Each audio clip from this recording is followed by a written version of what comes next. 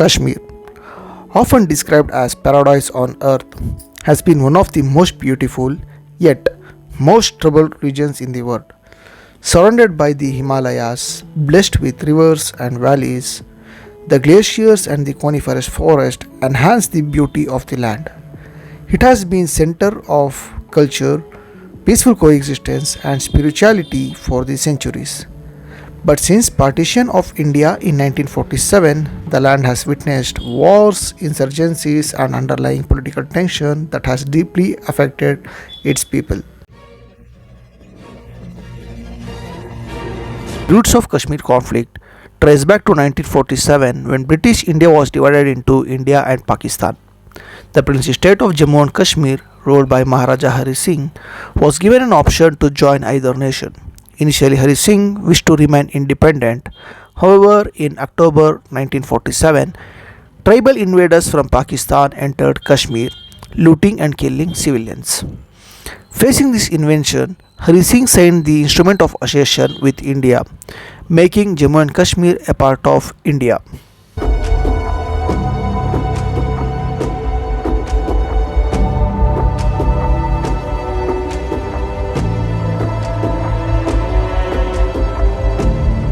Indian troops were airlifted to Srinagar on October 27, 1947, making the beginning of First Indo-Pak War. The war ended in 1949 with ceasefire and the establishment of LOC, Line of Control, dividing Kashmir between India and Pakistan.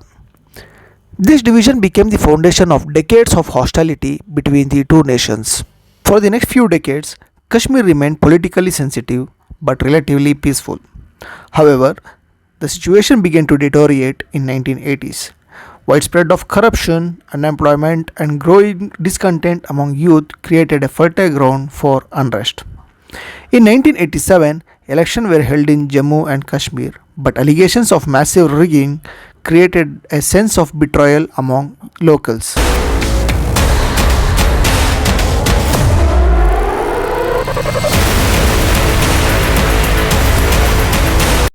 Many young men who felt politically silenced crossed over to Pakistan for training in guerrilla warfare. Pakistan's intelligence agency, the ISI, Inter-Service Intelligence, supported and armed this group to wage a proxy war against India. By 1989, Kashmir had plugged into full-scale insurgency. The 1990s, which became darkest period of Kashmir's modern history. Militants targeted government institutions, security forces, and the civilians who opposed their ideology. One of the most tragic outcomes of this period was exodus of Kashmiri Pandits, a Hindu minority community forced to run away from the valley due to threats and killings. The valley witnessed daily encounters, bombing, and widespread fear.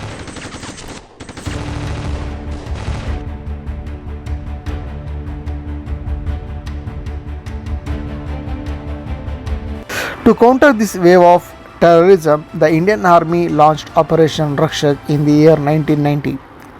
The objective of Operation Rakshak was to restore law and order, protect civilians, and neutralize militants.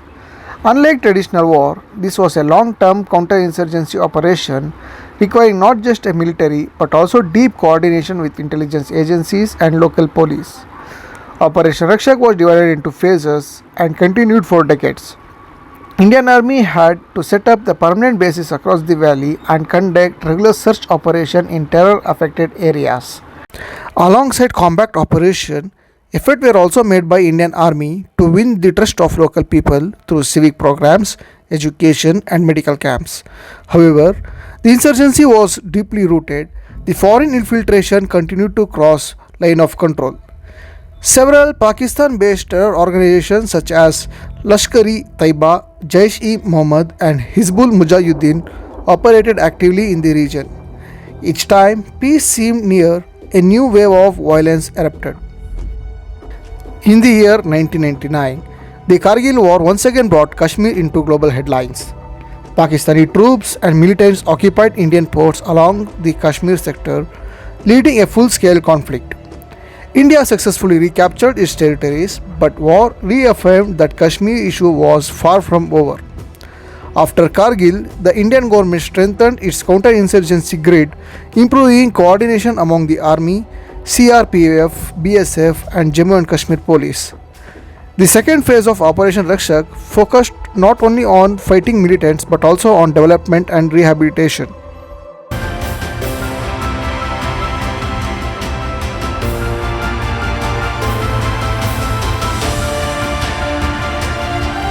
The 2000s witnessed a gradual decline in militant activity, but the peace was fragile.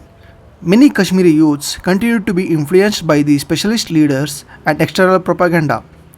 In the 2010, a few forms of radicalization emerged through social media. Videos of encounters, funerals of militants, and slogans of Azadi, which means freedom, went viral.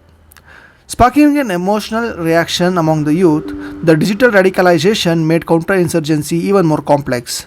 Despite of this, security forces continued their mission with precision and patience.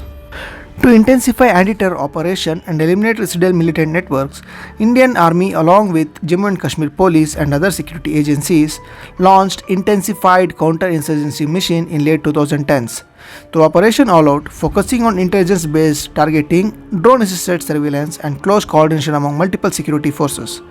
The goal of this operation was to identify, track and neutralize active terrorists while taking every possible measures to avoid harm to the civilians.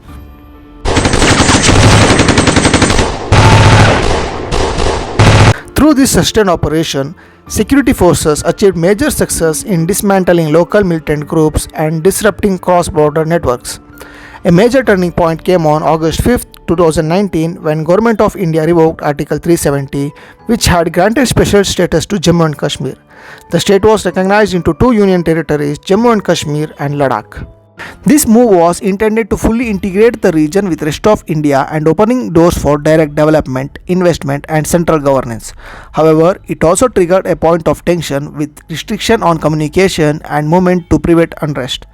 While some Kashmiri viewed the decision as a step towards modernization and equality, and others felt it has undermined their political identity. In recent years, the security situation in Kashmir has improved significantly. Tourism has revived, schools have reopened and infrastructure projects has been implemented rapidly. The number of active militants have drastically reduced thanks to continued intelligence operation and border vigilance. The youths have been encouraged towards education, entrepreneurship and sports instead of militancy. Initiatives like Mission Reach Out, Mission Yuva and Hearts and Mind by Indian Army which aim to rebuild trust and bridge the gap between the forces and the people.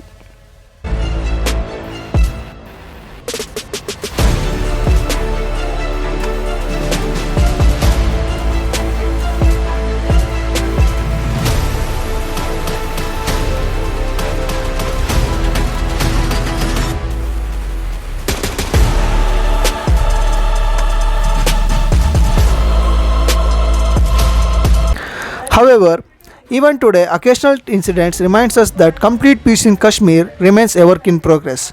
The Pahalgam terror attacks, where militants targeted innocent civilians and security personnel, shocked the entire nation. Such acts are grim reminders that, despite of year counter-insurgency operation and peace efforts, extremist elements continue to operate in small pockets, often with local logistical support. A small section of civilians, influenced by radical ideology or fear, still provide shelter or information to terrorists. This complex mix of fear, manipulation, and misguidance highlights how deeply conflict has affected the society. Yet, it's also important to note that many ordinary Kashmiris now openly reject violence and cooperate with authorities, showing a growing desire for peace and stability. The road to lasting peace in Kashmir is not just about military victories but also about winning minds, healing wounds, and ensuring opportunities for every citizen. The valley once torn by conflict is gradually recovering its true identity, not as a battlefield but as a paradise on earth, which it always meant to be.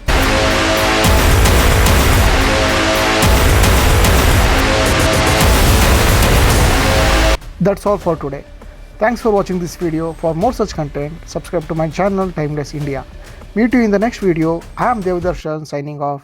Thank you.